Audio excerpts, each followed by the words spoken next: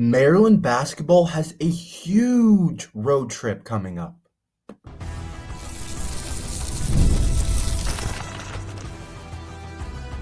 You are Locked On Terps, your daily podcast on the Maryland Terps, part of the Locked On Podcast Network. Your team every day.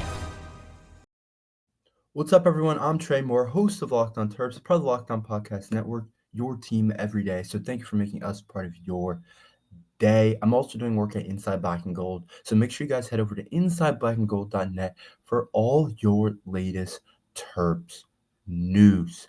Maryland basketball has an absolute humongous road trip coming up that really could make or break their entire season. And when I say make or break their season, I'm talking about March Madness. If you have a good week here, if you have a good road trip here, Maryland, I think, could put themselves in a really good spot to make the tournament. I don't know if you guys saw yesterday's scores, but there were some really beneficial scores from Maryland basketball yesterday because the teams that we have beaten in the Big Ten have got some big wins yesterday. Ohio State, who we killed, actually just beat Purdue, which is huge for Ohio State's resume and making them a better opponent for Maryland, getting them into a better net ranking. And of course, I don't know if that puts them in the quad one. I would guess it would. But for them to beat the 11th ranked Purdue, that's really big for Maryland basketball because it's just a better resume builder now, because the more wins Ohio State gets, the more and the better Maryland's chances of making March Madness are. And I think we're in a good spot. If the tournament started today, I think we'd be in as like an 8 or 9, maybe even a 10 seed. But still, we want to solidify ourselves a little bit more than that. We don't want to feel like we're on the bubble. We don't want to feel like we're kind of teetering on making it, teetering on not making it. But I just wanted to say that the Ohio State win against Purdue yesterday on the road was absolutely huge, and we're Buckeye fans for now on for the rest of the season. Any team that we beat, really, we want them to win games.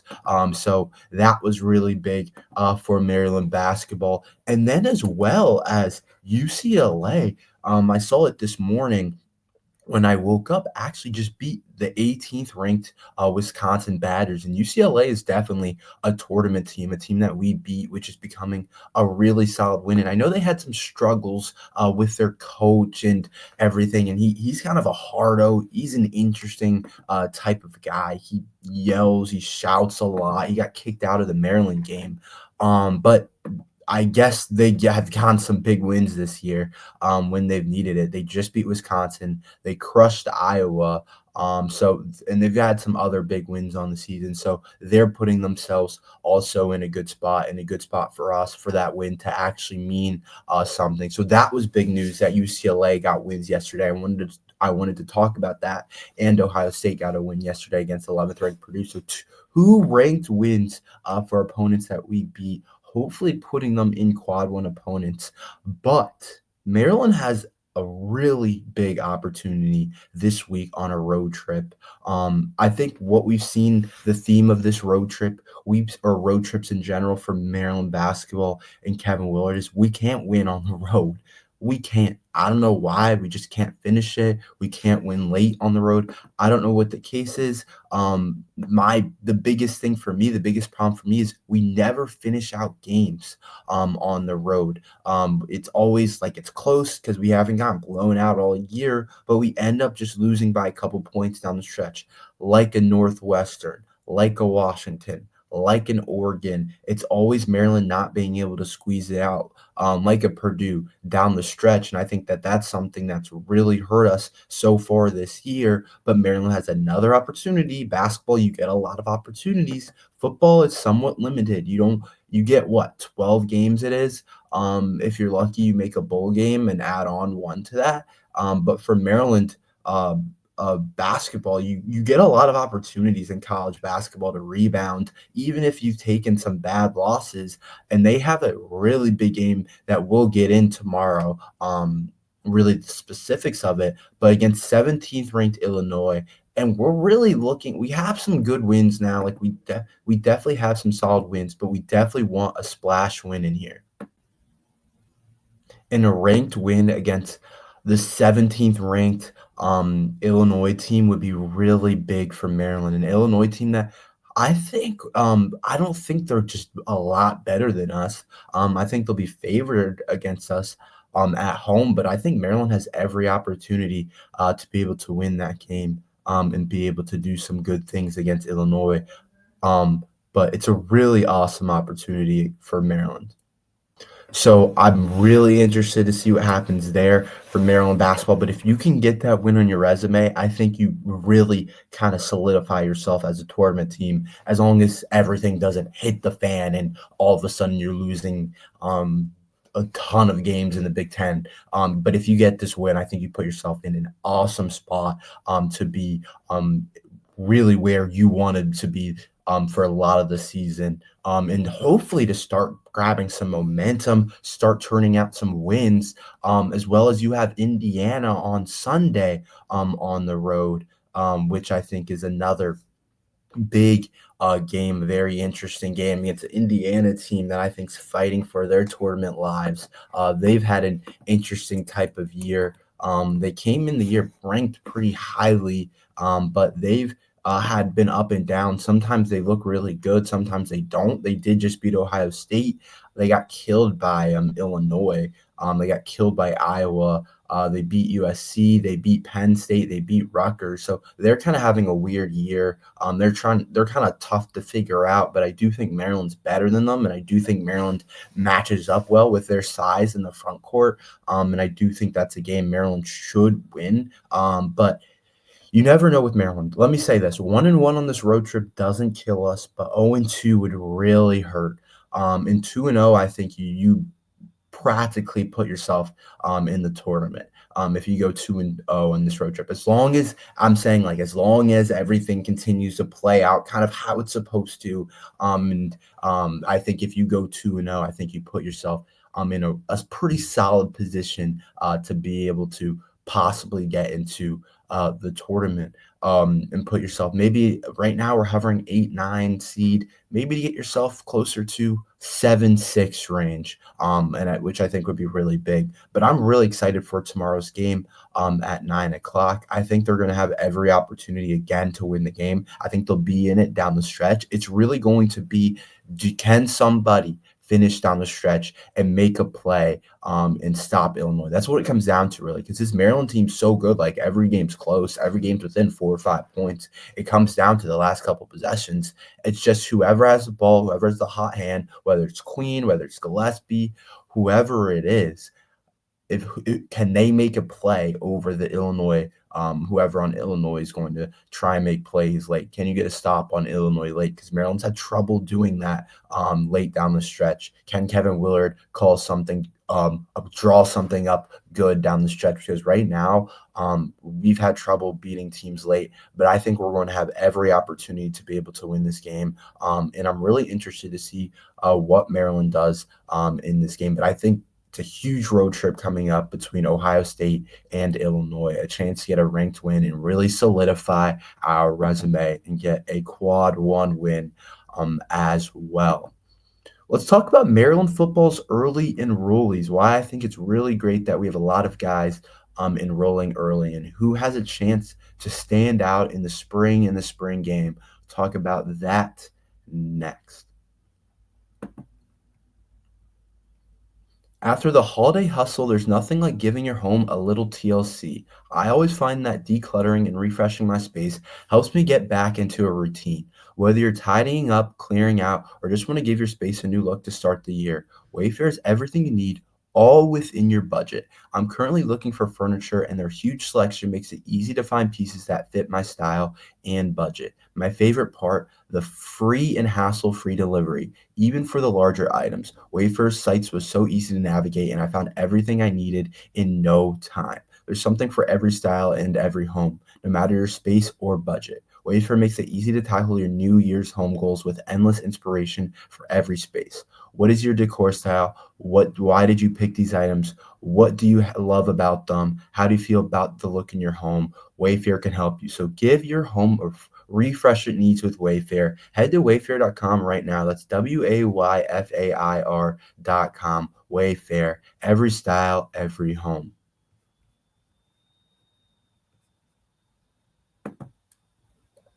Maryland early enrollees. I think there's some guys here that could really stand out in the spring. So Maryland has its full list of early enrollees for the spring, and I just want to start by saying I think it's really a really big deal when some of these guys early enroll in the spring because it gives them a head start. It puts them in a really good spot and things like that. So I'm really excited to see some of these guys stand out. And you guys know a lot of the names, but a lot of the guys I think are going to be the storyline of the spring. I think you start with Malik Washington, obviously our biggest recruit this year, four-star Malik Washington, top QB in the nation, top 100 recruit, climbed like crazy. He's going to be the storyline of all spring, and I can't say how big of a deal it is that he's enrolling in the spring early. I don't think it'd be really tough for him to be able to be the starter this year if he wasn't an early enrollee. And I think the fact that he's early enrolling in the spring puts him he has a really good opportunity to be able to play this year and to be able to start. And I think that's going to be the topic of the spring. Is Malik Washington, is he ready? When we talk about the spring game, I guarantee that's going to be huge. I'm excited for that because you want to go into the spring game really excited to see somebody. And obviously, in past spring games, you're excited to see certain guys. But I don't know if I've been as excited to see one player play as much as I am for Malik Washington because of who he is, his status as a recruit. I think a lot of people are really excited to be able to see that and be able to see what he's going to be able to do as a player. And I'm on that list of people that are really excited to be able to see that overall. And then there's some other guys that aren't going to be talked about a lot, but I think some other really high-level guys for us. Four-star Messiah Delhomme. I think he has every opportunity to be able to start this year. We didn't bring in a ton of safeties in the transfer portal, but we lost a lot of them off of our team, whether it's the two starters and Dante Glendon or other guys that hit the portal. And Messiah Delhomme has a chance, the Virginia kid, has a chance to come in as a four-star recruit, one of our higher level recruits, to play right away. So he's another guy that I think it's big. Guys that have the opportunity to play right away. The fact that they're here in the spring really can give them that actual chance to be able to do it. If you come just for fall camp, it's a lot harder to be able to adjust. It's a lot harder to be able to handle that starting lineup. You get a whole nother semester. You get a lot more time to adjust to everything. And I'd be interested to see Messiah Delhomme, him getting that opportunity to be able to play right away. I think that's important. And I'm excited to see him because I think he's a guy that could be really high level. I really wish Brandon Jacobs hit the portal as well, who was supposed to be kind of next up for Maryland football. So Messiah Delhomme, we kind of need him to be really good. And then I do think there's some other interesting players. I think Zymir Smith for me, who was committed to Bama, then flipped to Maryland, is another kid that's a big storyline because we don't know what position he's going to play. Played a lot of receiver, played some running back in high school, played on the outside and corner. Do you want to put him at defense? Like, what do you want to do with this kid? I think that's something that Mike Locksley has to decide, that Mike Locksley has to make his mind up about.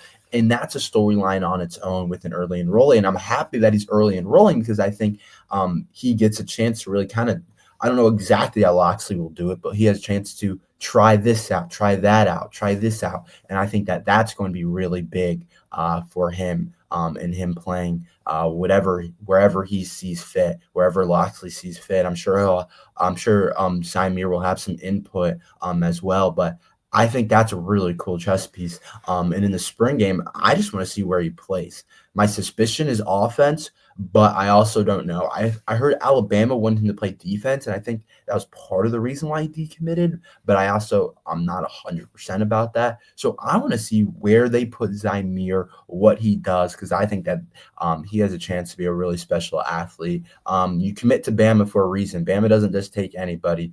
So I do think that's a storyline that is really interesting as well. Nolan Ray should be a breakout next year and a breakout this spring. We'll talk about that next. Did Rocket Money help you find any subscriptions you forgot about or that you were paying for twice? That definitely happened to me. I had a few subscriptions that I didn't even realize I was still paying for, and Rocket Money made it so easy to track them all down. It's like having a personal assistant for your finances. Rocket Money is a personal finance app that helps find and cancel your unwanted subscriptions. It monitors your spendings and helps lower your bills so you can grow your savings. It brings everything together in one place, whether it's subscriptions, your spending habits, or even the goals you want to hit this year. Rocket Money has over 5 million users and has saved a total of 500 million in canceled subscriptions, saving members up to 740 a year when using all the app premium features. For me, one of the best features is the subscription tracker. I've used it to cancel services I wasn't using anymore, and I've already saved a ton. Plus, with their goals feature, I've been able to automatically set aside money for my future. No more stressing about budgeting every month. Cancel your unwanted subscriptions and reach your financial goals faster with Rocket Money. Go to rocketmoney.com/lockedon today. That's rocketmoney.com/lockedon. rocketmoney.com/lockedon.